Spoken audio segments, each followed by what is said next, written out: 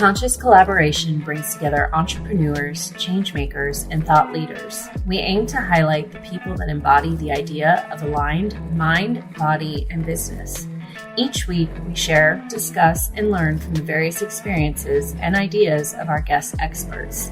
Through our discovery, we find a path to an aligned mind, body, and business. What up, y'all? I'm Emily. And I'm Lisa. And we're the Conscious Collaboration. Hey.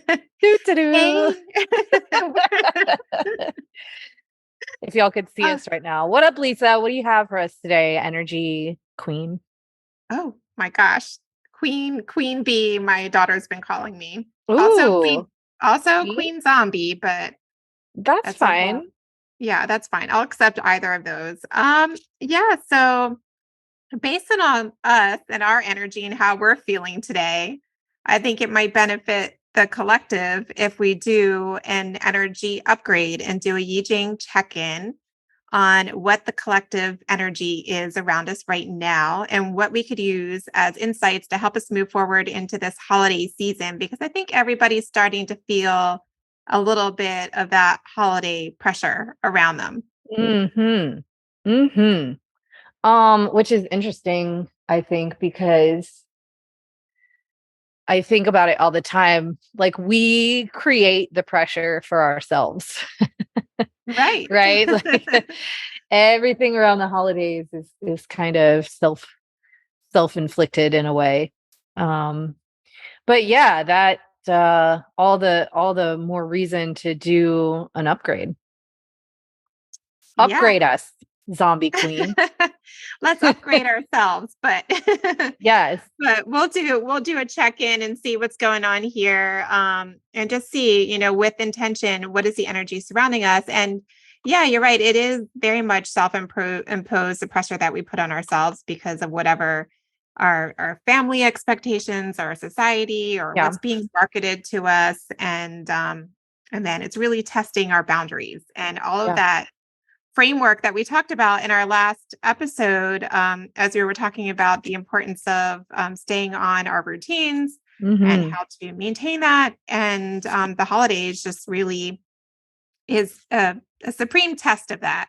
Yes, maintaining some semblance of discipline throughout the holidays so that we can maintain momentum. Yes. So we don't want to sacrifice everything that we put into motion, whether it be in our personal lives or in our business lives or in the work that we're putting into ourselves, our minds, or our bodies. So, okay, let's see. With intention, if everybody is holding into mind, perhaps a goal that they're looking forward to, the intentions that they're hoping to set for this time period.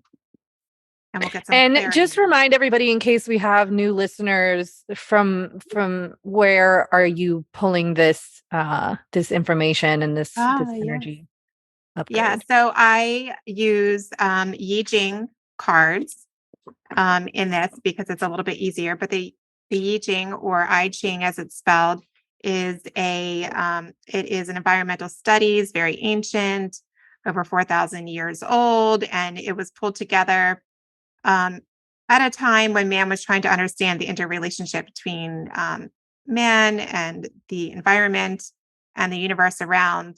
And over time, we learned this to be a very valuable tool to help us remove our egos from evaluating situations. And so I'm using a I Ching deck of cards that you can see me use on my YouTube channel or within our Conscious Collaboration Collective. And so the secret ingredient is intentions. And my intentions are to connect with the collective that's tuning in with us. So if you're listening to us today with that intention, it'll be fun. So Emily and I are going to riff on the concepts that come out of this reading. And technically, even though you are drawing the reading for the energy right now, it's essentially timeless in that whenever you're listening to this episode, you can still receive the energy just fine. Exactly. Whenever you repeat this, even if it's after the holiday time period, you sit around. There might be something in here special for you. The first hexagram that was pulled resulted in hexagram number 33, which is the energy of retreat, and that's sky above and mountain below. Mm. And whoop, the immediate future, Emily, since we did a little mini energy upgrade before this, is the energy of hexagram 34, great vigor. There she So is again. yes. So out of all of these, you all see reappearing in different readings the same energy, and it's not an accident. So that's interesting because they're kind of opposite energies. Retreat and then retreat is definitely vigor. more feminine and receptive feeling to me, at least. And then vigor feels much more forward moving and like action, right? Yeah. So it's interesting that you say that because retreat actually contains a lot of yang energy lines in it. But where it has the yin energy is more in the human or lower level, earth level parts of the hexagram. So there's 6 lines there, and the broken ones are at the bottom. Great vigor contains the yin lines at the top of the hexagram. So in the divine, whereas the yang lines are closer to the bottom. So they're So almost what does that mirror. mean? They're mirror images of each other, to your point. Uh-huh. So retreat is talking about all worthy goals meet some resistance. So that's the first line of the description here. It's when negative forces predominate, a well-timed retreat can be a good move for keeping your energy up and allowing you to persevere.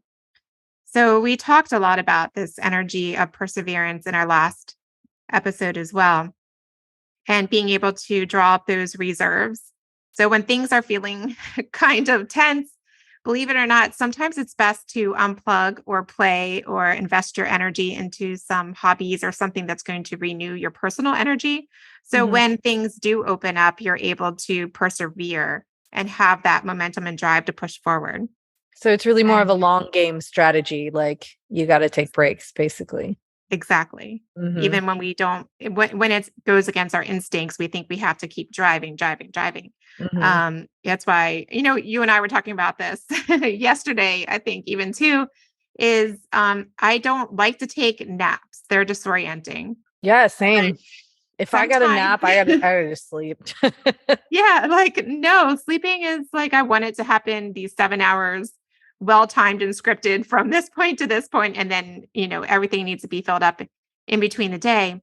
But that taking a nap and taking yourself out of removing yourself from the chaos sometimes allows the best. I am just removing myself from consciousness for. Yes, I'm going to unplug and hope that when I wake up, things are resolved. And more often than not, they are resolved. Sometimes things work themselves out without you having to get into the minutia of everything. So it talks about periods of withdrawal or retreat. They call for cool-headedness. So keep your wits above you, attend to details, allowing for enough time to contemplate the big picture. So you were talking about this big picture. Does it say keep your wits above you? About you. Okay. Above and all around you. And also remember that not all progress follows a straight line. Maintaining self-confidence is essential, as small setbacks can easily become defeats if we're mired in self-doubt or self-pity. A confident retreat can produce success. So this doesn't mean like, I'm giving up. I'm just going to unplug from consciousness without any intention, but have a well-intended retreat and know that you're going to restore yourself in some way. Give yourself a break with a lot of intention. Maybe, unplug in a way that you're going to read a book on a subject that you're trying to figure out. Right. So you're still kind of actively involved in the thing, just not taking that aggressive action. But you said a phrase that I say all the time. I don't know if you caught that, but the progress is not linear thing. So this totally parallels to how we operate our training programs are training blocks, right? We go in 4-week training blocks, and the first week is always our deload week. So it's not like you're not working out, and it's not like you're not challenged even, but we're kind of looking at our progress from before and just backing it down a little bit, give our body a chance to recover a little bit, give ourselves a chance to get accustomed to the, the new exercise variations, rep schemes, whatever. And just to kind of keep the habit, keep the consistency, but really be able to set baselines, and kind of it is that version of a retreat. It is. And then we I can love always that do, week. eh, I personally follow that, pretty, I don't want to say strictly, because it's always, flexible depending on kind of how you feel walking into the workout. But I've found great success with applying that, very consistently to even my own training, in how frequently I can set personal records. Yeah. Mhm. Yeah. I really like, now that I understand the whole concept of the deload week, I like that week because it's a good chance to get the foundations and really get your form Mhm. good, and then you feel confident. Yep. So when you increase the weight the next time, it's like already, like the cues are already there. And especially when you've just come off of a third and fourth week of the previous training block where you've, gone balls to the wall and really set a bunch of records, your body is generally ready for a little back down by that time. Yes. When's my deload week coming up soon? Yeah, I think you got one more week here. Yay. So it talks about having the right moment to select for a time for your retreat. The withdrawal can be effected quickly and smoothly and in a friendly way with all of the proper amenities observed. So the key is maintaining a clear focus and taking resolute action. Once your mind is made up, don't let yourself be distracted by lesser concerns, and then you'll know it's time to make your move. So don't hold in within yourself any regret for taking this break. And we talk about that a lot. It's really hard to take a break, especially when you have so many things in motion. Well, that's wasting more energy, right? When you're like lamenting the fact that you're taking a break. And Right. another thing that we've been talking about, like when we had the second, hurricane a couple weeks ago, is so we had, kind of the whole first part of the day where we had to stay at home. It wasn't really safe to be driving around and stuff.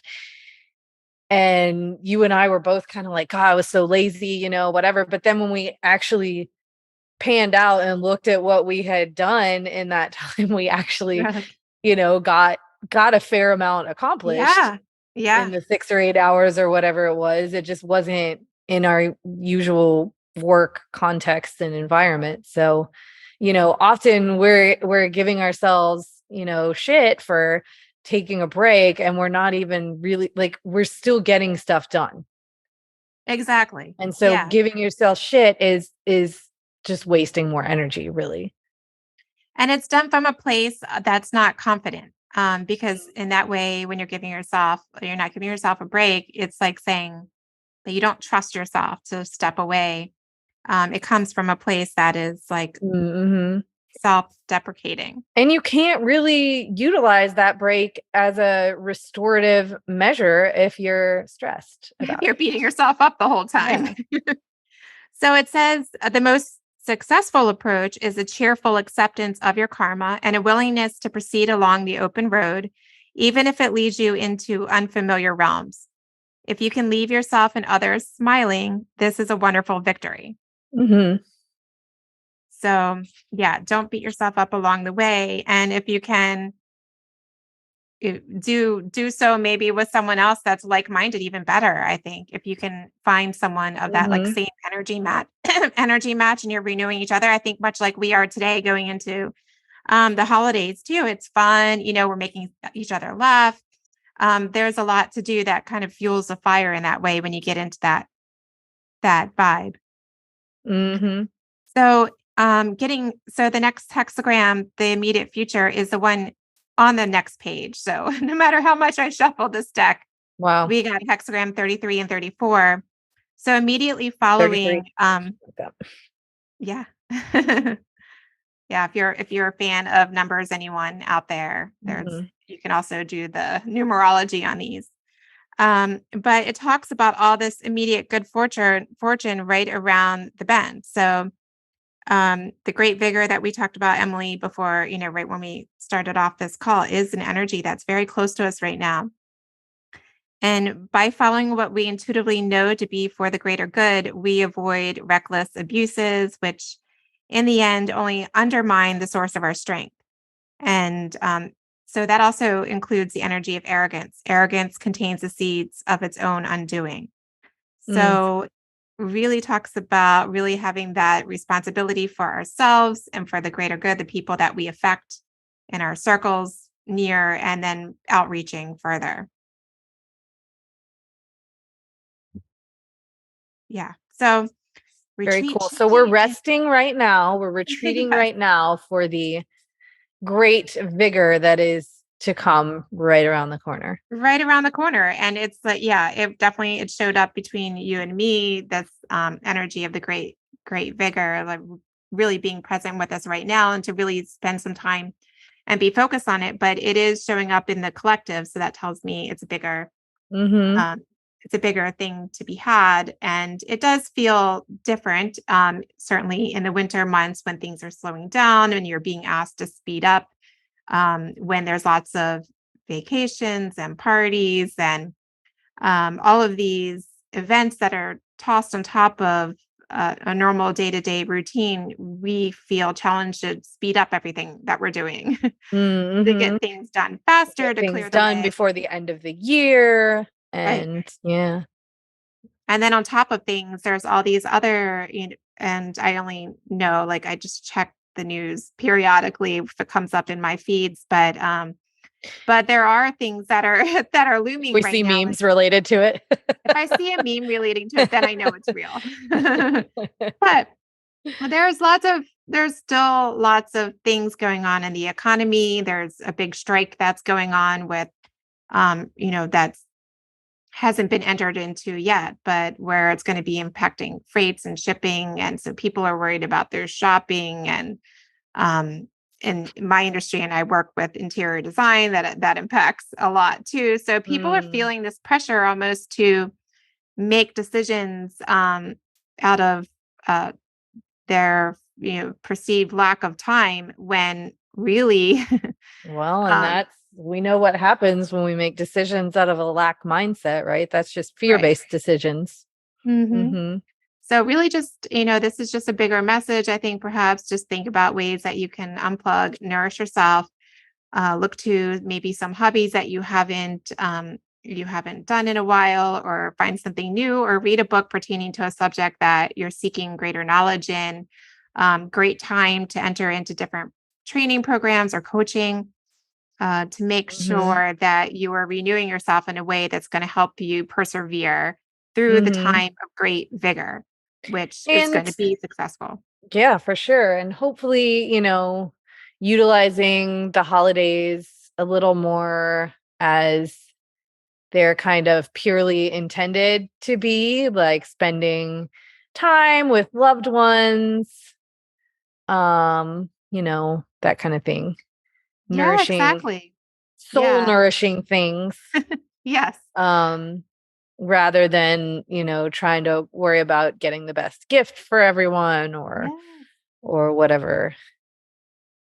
Really allowing yourself to be present in the moment and spending time with people that you want to be around, or find ways to appreciate people. Or by yourself, actually. I've spent by yourself. One of my favorite Christmases totally solo in Miami Beach, and it was awesome. Yeah, that was a very soul nourishing vacation for you. That was cool. That was just like a weekend, delicious Middle Eastern feast on Christmas Day on the beach. Yeah. It's like Eat, Yeah. Pray, Love in Miami. Eat, Pray, Love, Miami. Reality show with Emily. No, I can't have cameras following me around all the time. That's just Oh no. Like I really think that that would not work. we need to find a Not way safe for work. Well, I mean, it depends on where you work, but we need to find a way. And True. I don't know that lady's name that we've seen out there on Instagram, but the one that's like twerking her way like through stress. Oh yeah, yeah. Yeah. Like that's good. That's the vibe. Yeah. That's the vibe. Shake it out. Take it out. And people Yeah. are smiling, obviously. Yeah. But yeah, like dance out the stress. Well, you do. And And you, at the end of the day, right, you actually have a choice in what you allow to stress you out. Mhm. Because where we don't have control, if we can identify that, we can actually choose not to be stressed about it. Exactly. I know that's easier said than done. Yeah. I'll be the first to say that in many situations where you're like, but how the fuck am I supposed to not be stressed about this for real? Yeah. And I get that. And I'm sure I'll, be in a place or two like that myself. But at the end of the day, we can examine something and say, okay, I literally have no control over this outcome. So I'm just not gonna, if it is something where you can take an action and potentially have some better effect, cool, do that. But don't choose to be stressed about something that you literally can't control Yeah. at all. Yeah. I mean, it's good to have someone to be a sounding board to reflect that message back. Because I think a lot of, especially in times like the holidays when there's a lot coming at you, it's good to have someone give you that reminder. And you're not the first person I've heard say that, or I've read a couple of lines in the past couple of days too, that really our only job here is to experience life, Mm-hmm. and we create Not to solve it. As life is not a problem to be solved. It's an experience to be had, basically. Yes. Yeah, exactly. The little angel on your shoulder going, just chill, bro. Just chill. It's cool. Just chill. Yeah. Yeah. I like that.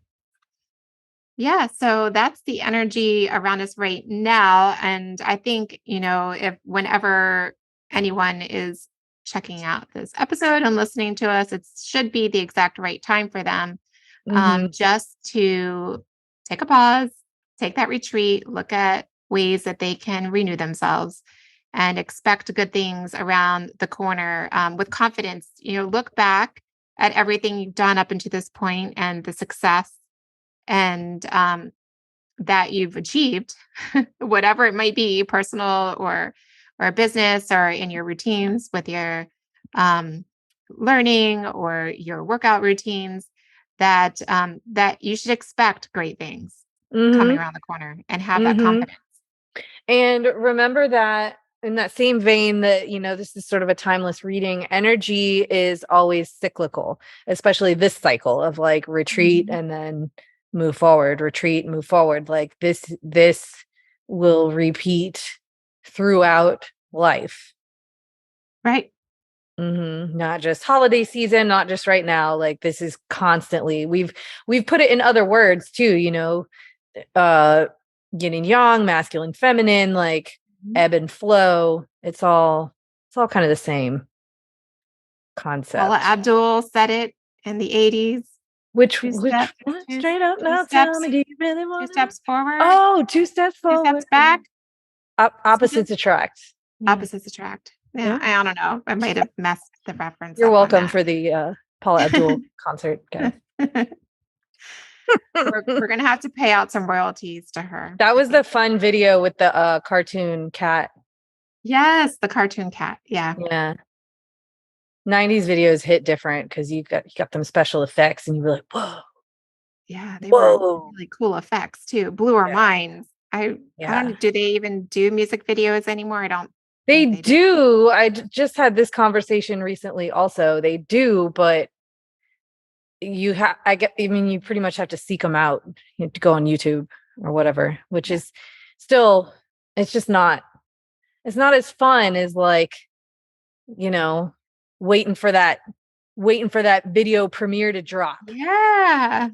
Right. And you just had to listen to it like when it came on. For all the people listening that are generations under us, you don't know what you're missing out on. You don't know nothing about that. Yeah. November Rain. We all watched it. Yeah. I was all about the Michael Jackson. Everything Michael Jackson. Everything Michael Jackson, Janet and Tupac. Yeah. Oh, they just really brought theatrics. Aerosmith. Yeah. Yeah. I mean, kind of like us. Kind of like if we were, I mean, we were alive, but if we were famous musicians in the 90s, our videos would have been the most lit for sure. For sure. Before they were saying lit. Before, yeah. Yeah, well before. Oh my gosh. They'd be dope. The original. The original dope. This has not only been entertaining, but very highly educational. And exactly. I think everyone has pages full of notes that they can take away. Pages. And I think we should continue with these updates inside the Conscious Collaboration Collective on Facebook. So if you guys haven't joined us yet already, search for our group there. Mm-hmm. And you can always find us on Instagram. I was going to say Hinstagram. Instagram. That new shit. Yeah. I mean, that's the 5D version of Instagram. Oh gosh. Well, it's been fun as always, Emily. So fun.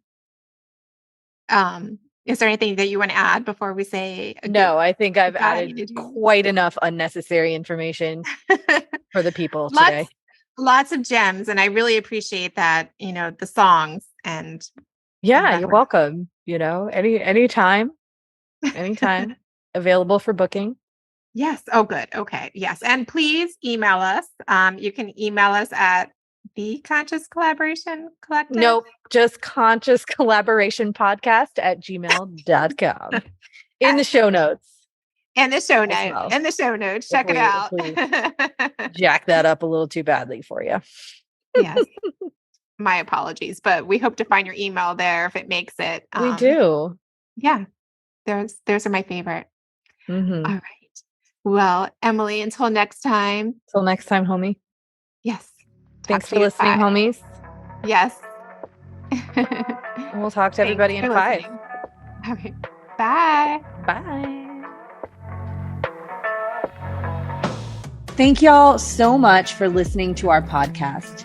If you haven't yet, please be sure to subscribe, rate, review, and share with all your friends so they can join our circle of collaboration on this journey. You can find us on Instagram at Conscious Collaboration Podcast, on Spotify, iTunes, and Audible, to name a few. Please join us next time for another deep dive into how you can live life in more alignment, mind, body, and business. Send us your questions and comments in our DMs or email us at consciouscollaborationpodcast@gmail.com. See you in 5 minutes.